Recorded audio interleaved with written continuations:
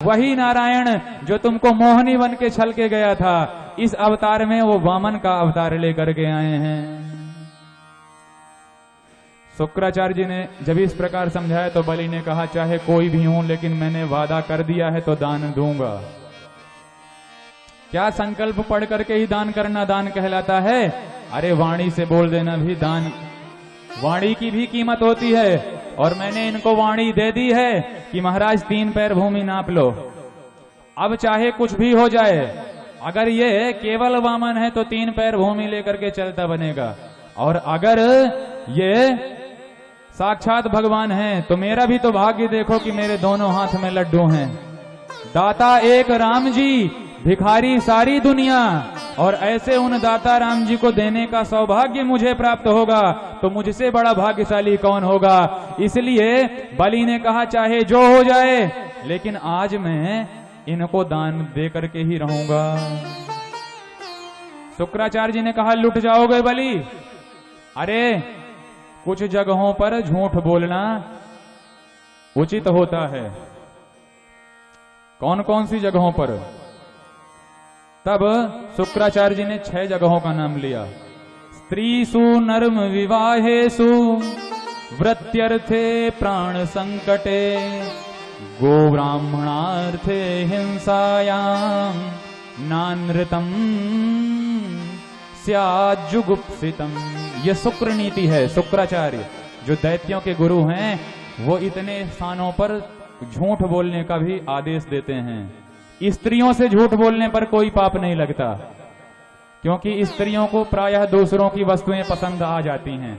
कथाओं में भी आएंगी महाराज तो अपनी सहेली की साड़ी और हार ही देखेंगी, और घर जाकर के भी अपने स्वामी जी से निवेदन कर देंगी कि क्या जोरदार हार पहन करके आई थी, और सबसे ज्यादा मुझे को दिखा रही थी। अब मेरा भी नाम नहीं कि उससे तगड़ा हार न बनवा के दिखा दिया तो। और आपने कहीं श्रीमान जी मना कर दिया कि तुझे हार की लगी है और यहाँ आहार के हाले पड़े हैं, लाले पड़े हैं, कोरोना ने सब चौपट कर दिया, तो समझ लो कि फिर रात में रोटी मिलना मुश्किल है। तो स्त्रियों से झूठ बोलने में कोई पाप नहीं है। उस समय सीधे मना नहीं करना चाहिए। देवी इस बार फसल कट जाने दे, घर में फसल नहीं आएगी, तेरा हार ही आएगा। अरे तो जब तक फसल कटेगी तब तक हो सकता है देवी जी को वो बात भूल भी जाए। तो स्त्रीसु, स्त्रियों से झूठ बोलने में पाप नहीं लगता। और दूसरा नर्म विवाहेच, हास्य परिहास, नर्म कहते हैं हास्य परिहास में किया गया झूठ, झूठ नहीं कहा जाता। और विवाह में बोला गया झूठ, झूठ नहीं होता। कभी कभी विवाह कराने के लिए 2-4 बातें बढ़ा चढ़ा करके बताई जाती हैं। वर पक्ष में जाओ तो कन्या का पक्षधर कहेगा, अरे साहब कन्या क्या है, बिल्कुल गैया है, मुंह में तो वाणी तक नहीं। अब भले उसने साइलेंट कर दिया कि सींग सिर में है, भले मुंह से बोल नहीं पाती है।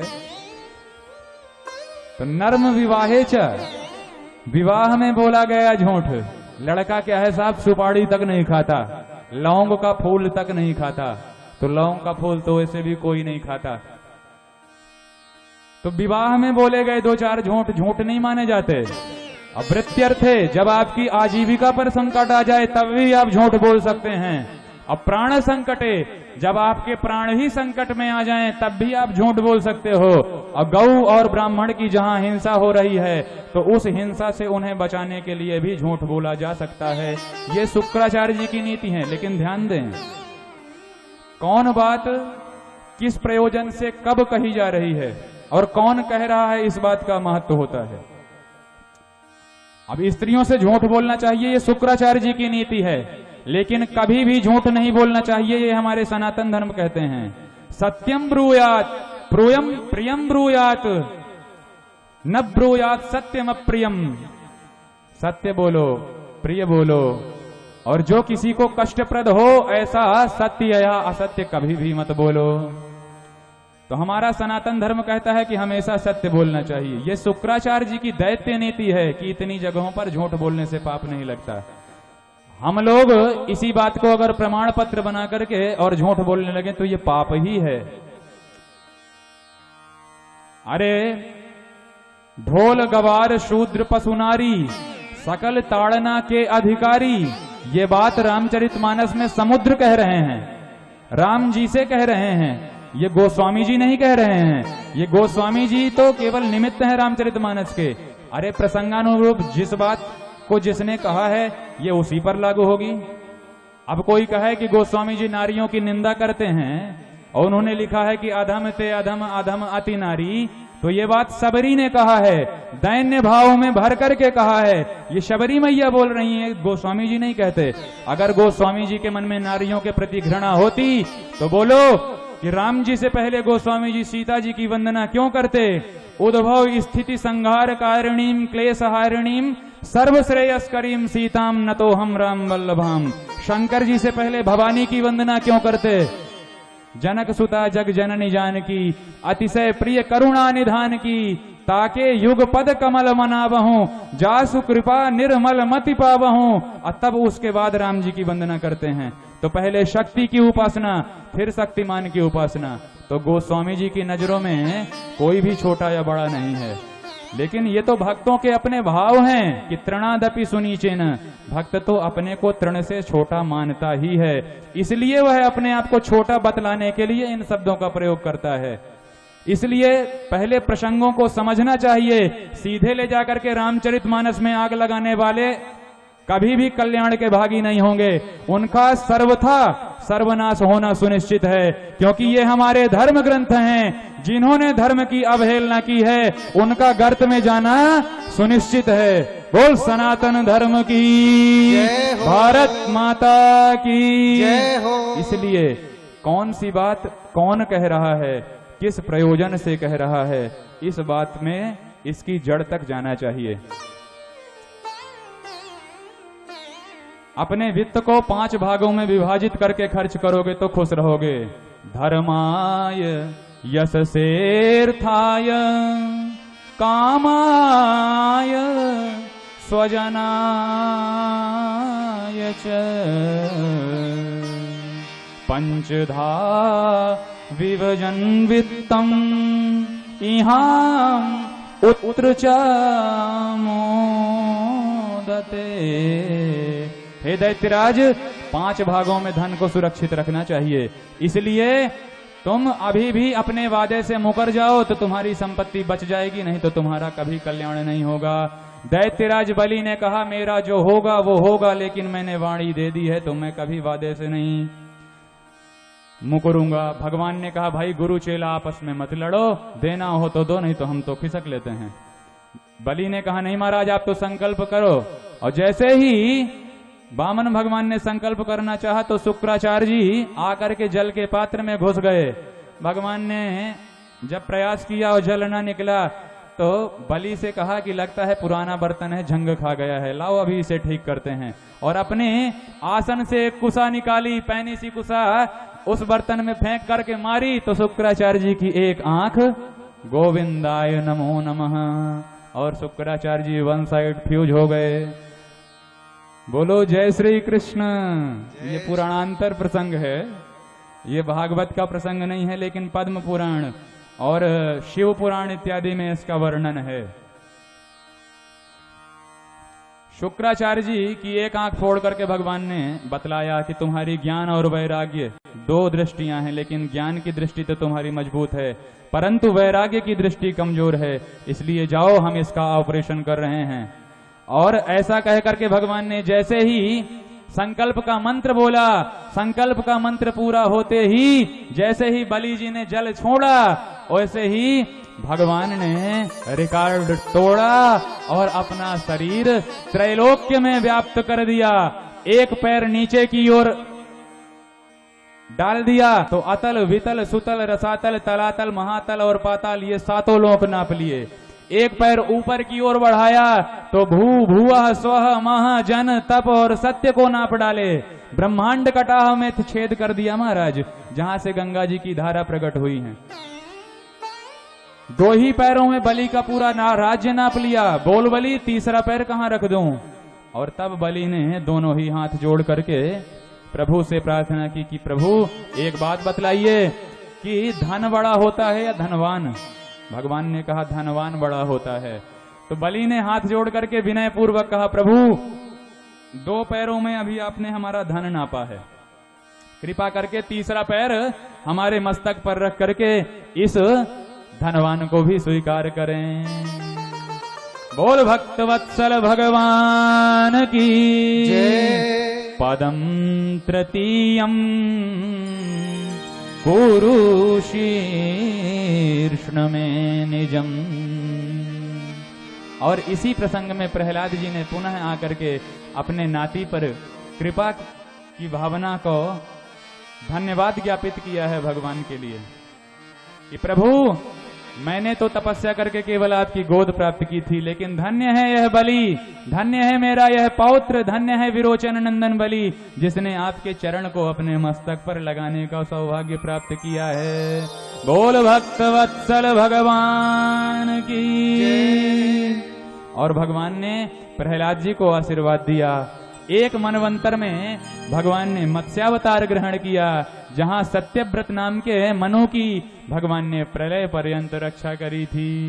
और इस तरह से अष्टम स्कंध का विराम करते हैं शुकदेव महामुनि। और अब है आया नवम स्कंध, जिसमें है 24 अध्याय, जिसके प्रथम 12 अध्यायों में आए हमारे श्री राम जी के वंश सूर्य वंश का वर्णन है, और अंतिम के 12 अध्यायों में चंद्रवंश का वर्णन है। तो पहले आइए सूत्रात्मक रूप से राम जी के वंश का श्रवण करें। श्रूयताम मानवो वंशः प्राचुर्येण परन्तप न शक्यते विस्तरतुम वक्तुम वर्षशतैरपि।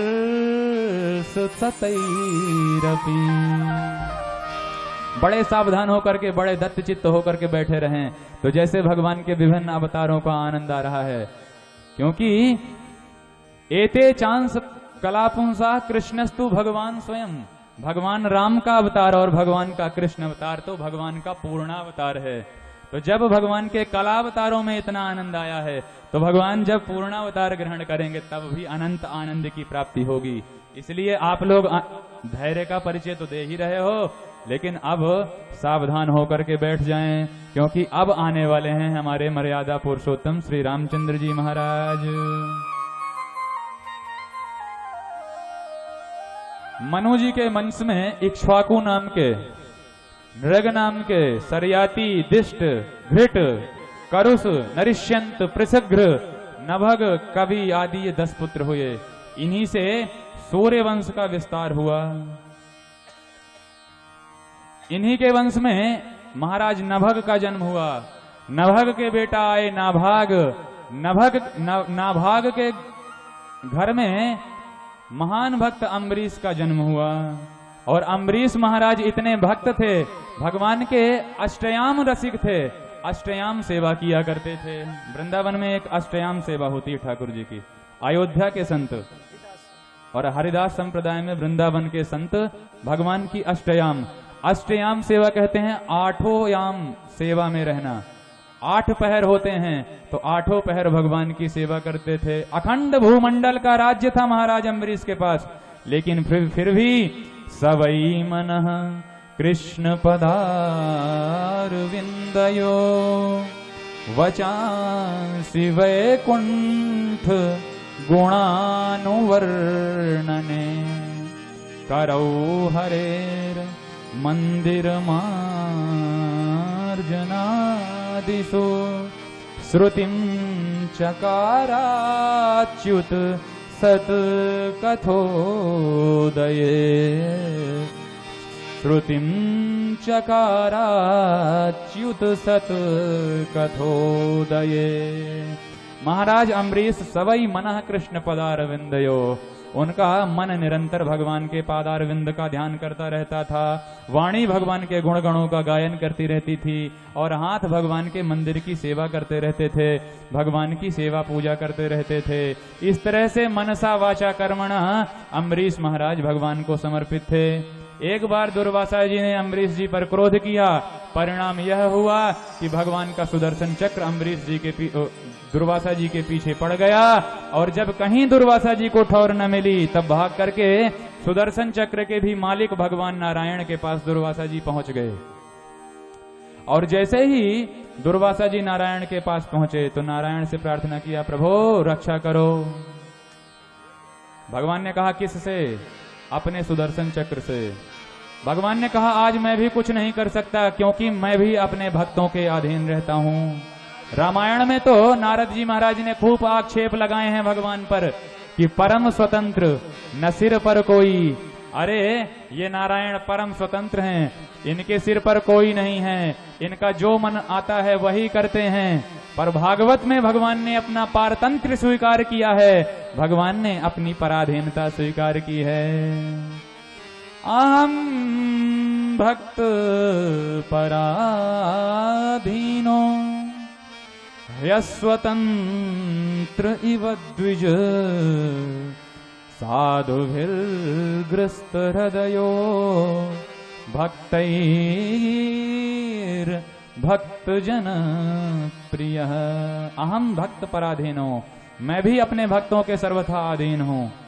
ये भक्त मुझको उसी प्रकार से अपने बस में किए हुए हैं जैसे कोई पतिव्रता स्त्री अपने पूर्ण समर्पण से और पातिव्रत्य से अपने पति को अपने वशीभूत कर लेती है, अपने वश में कर लेती है।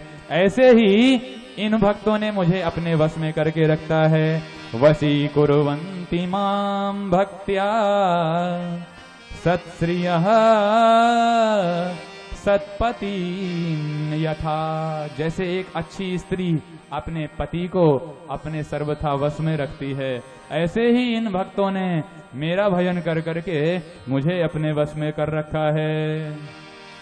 साधवो हृदयं मह्यं साधूनां हृदयं त्वहं मदन्यत्ते न जानन्ति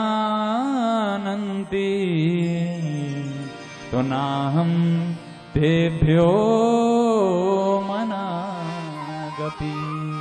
अगर मेरे भक्त मेरे अतिरिक्त किसी को नहीं जानते तो दुर्वासा जी आज मैं भी यह वचन पूर्वक कहता हूं कि मैं भी अपने भक्तों के अतिरिक्त अन्य किसी को नहीं जानता। बोल भक्त वत्सल भगवान की। तुमको अगर इस सुदर्शन से बचना है तो जिस भक्त का अपराध करके आए हो उसी के पास लौट जाओ। अगर उसने माफ कर दिया तब तुम इस पाप से मुक्त हो गए। और तब 1 वर्ष के बाद दौड़े दौड़े दुर्वासा जी अम्बरीश जी के पास आए।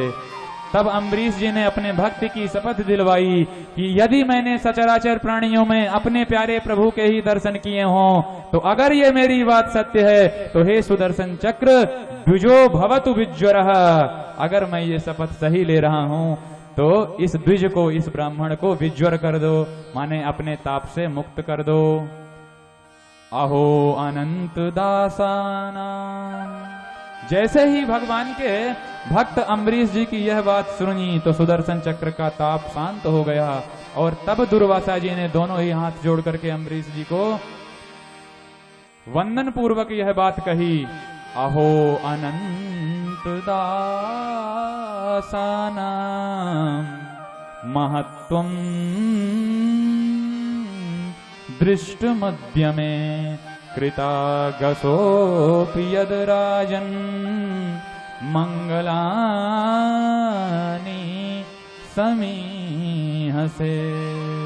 आज मैंने भगवान के दासों का महत्व देख लिया है, इसलिए भगवान का अपराध बनेगा तो भगवान माफ भी कर देंगे, लेकिन कभी भी भूल करके किसी भक्त का हृदय दुखी नहीं करना चाहिए, क्योंकि भगवान अपने भक्तों के अपराध को कभी भी क्षमा नहीं करते हैं।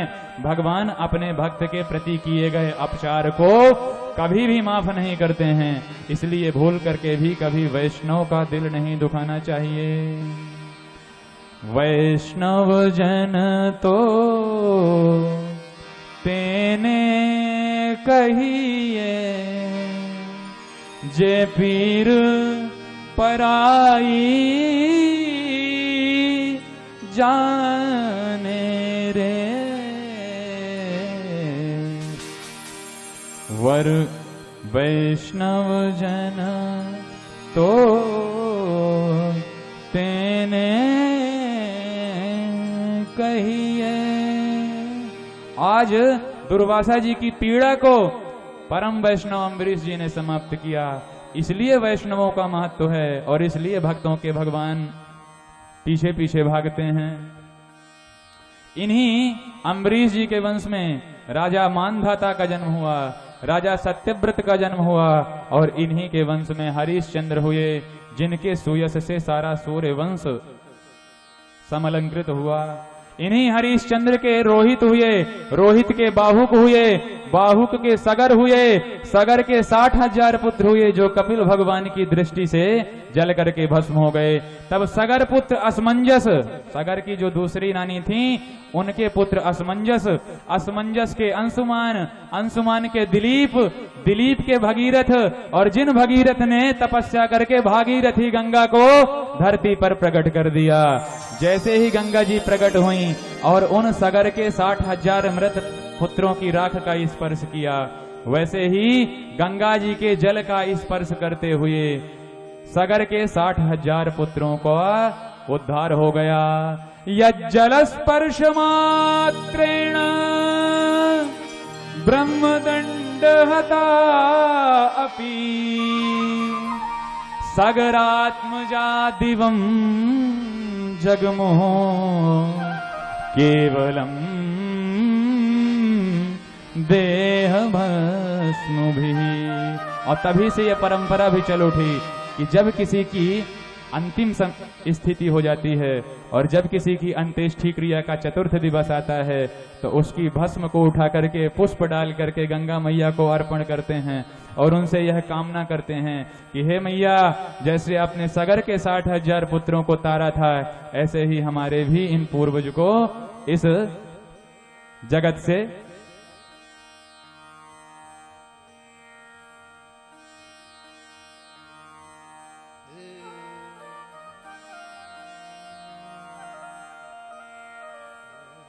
बोलो भक्त वत्सल भगवान की जय हो। तब से यह परंपरा निकल रही है कि अपने पितरों की राख को गंगा जी में अर्पित किया जाता है और इन्हीं गंगा जी ने भारत के विभिन्न क्षेत्रों से होते हुए प्राणी मात्र का कल्याण किया।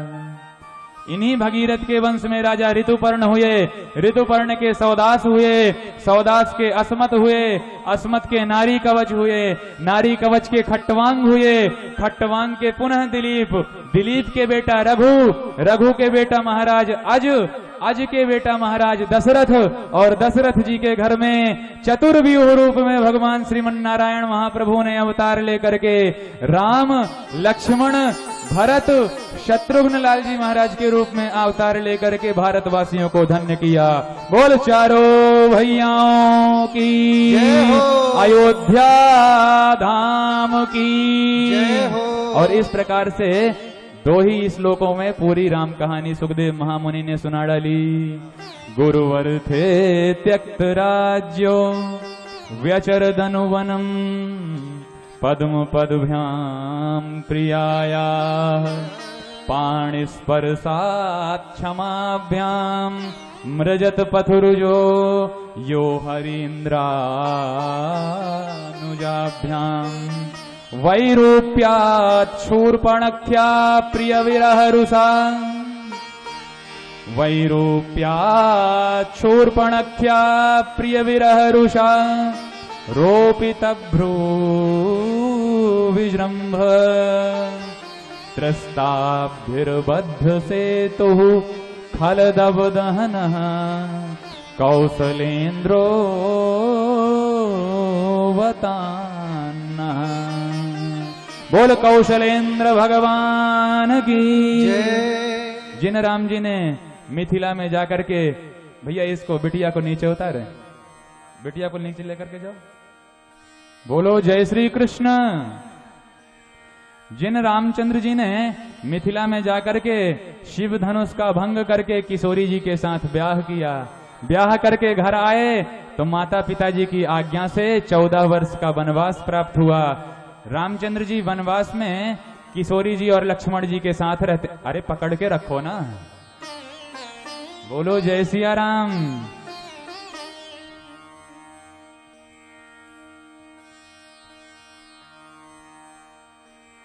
चौदह वर्ष का वनवास प्राप्त हुआ जहां भगवान ने दंडकारण्य में कोल भील की रातों को धन्य किया और पुनः पंचवटी में आकर के किशोरी जी के साथ विराजमान हुए। शूर्पणखा आई तो उस कपटी शूर्पणखा को राम जी ने नकटी करके भगा दिया और उस शूर्पणखा का बदला लेने के लिए खरदूषण आए। खरदूषण को एक ही बाण में राम जी ने परलोक पहुंचा दिया। रावण आया, भिखारी का रूप बनाया, किशोरी जी का हरण करके लंका ले गया।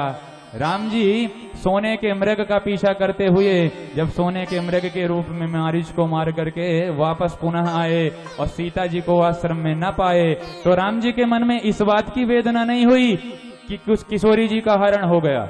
अरे किशोरी जी तो हमारी ही हैं, हम तो जाकर के ले आएंगे लंका से।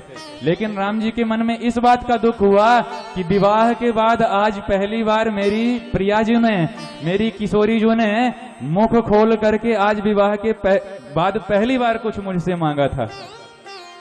आज मुझसे सोने का मृग ही तो सीता ने मांगा था और मैं अपनी प्रियतमा को, मैं अपनी प्राण वल्लभा को उसका मांगा हुआ सोने का मृग भी ना दे सका।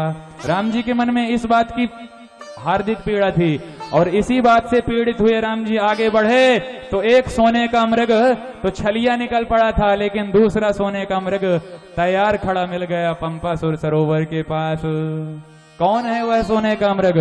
तो अतुलित बलधामम स्वर्ण शैलाभ देहम धनुजवन कृशानुम ज्ञानी नाम अग्रगण्यम।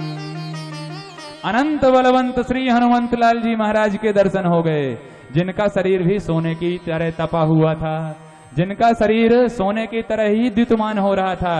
ऐसे उन कांचन देहधारी हनुमान जी का दर्शन किया तो राम जी ने मन में विचार किया, किशोरी तुमने जिस सोने के मृग को मांगा था वो तो नकली निकल पड़ा, डुप्लीकेट निकल पड़ा। ओरिजिनल सोने का मृग, असली सोने का मृग अब हम तुम्हारे पास भेज रहे हैं। अगर तुमने इसे पास कर दिया तो फिर इसी को अपने साथ अयोध्या लेकर के चलेंगे। हनुमान जी को राम जी ने मुद्रिका दे करके समुद्र के उस पार लंका भेजा, जहां हनुमान जी किशोरी जी के पास आते हैं, किशोरी जी को मुद्रिका दिखाते हैं। लेकिन किशोरी जी ने पुनः जब एक सोने के मृग को अपने पास आया हुआ देखा तो मन में भयभीत हो गई और तब राम जी की शपथ दिला करके हनुमान जी ने यह कहा, राम दूत मैं मातु जान की, राम दूत मैं मातु जान की, सत्य शपथ करुणा निधान की, सत्य शपथ करुणा निधान की। यह मुद्रिका मातु मैं आनी, यह मुद्रिका मातु मैं आनी, यह मुद्रिका मातु मैं आनी, यह मुद्रिका मातु मैं आनी। दीन राम तुम कहाँ सही दानी, दीन राम तुम कहाँ सही दानी। राम दूत मैं मातु जान की, राम दूत मैं मातु जान की। देखो जब, अरे भैया अभी पड़ाका फोड़ने वाले थोड़ा सा शांत रहें। हम निवेदन पूर्वक कहते हैं कि अभी पड़ाका न फोड़ें, जब सही समय आएगा तो हम स्वतः बतलाएंगे। तो अभी सब शांति के साथ धैर्य बना करके बैठे रहें। वैसे भी जब नंद के लाला आएंगे तो खूब पड़ाके फोड़े जाएंगे, पर अभी जब तक नहीं आते हैं तब तक किसी को भनक न लगने पाए। बोलो जय सिया राम। तो हनुमान जी ने किशोरी जी से कहा, मैया करुणा निधान की कसम खा करके कहते हैं कि यह मुद्रिका हमने ही लाई है और राम जी ने ही भिजाई है। और जब करुणा निधान शब्द बोला तब किशोरी जी को भरोसा हुआ, क्योंकि ब्याह के बाद करुणा निधान नाम किशोरी जी ने ही राम जी को दिया था। क्योंकि माताएं अपने पतियों का नाम नहीं लेती, तो कोई प्राइवेट नाम, कोई सीक्रेट नाम, कोई रहस्यमयी नाम स्वामी जी का रखा लेती हैं। तो किशोरी जी ही प्रभु को करुणा निधान कहा करती थी। और आज करुणा निधान शब्द पहली बार कोई दूसरा बोल रहा है। हनुमान जी के मुख से जब करुणा निधान शब्द सुना, तब किशोरी जी के मन में यह कि भाई ये शब्द तो हमारे और राम जी के बीच की चर्चा में हो आया करता था, पर आज ये राम जी का कोई सेवक ही समझ में आता है। और इसलिए किशोरी जी का विश्वास जीत लिया हनुमान जी ने। और सोने की असली परीक्षा अग्नि में होती है।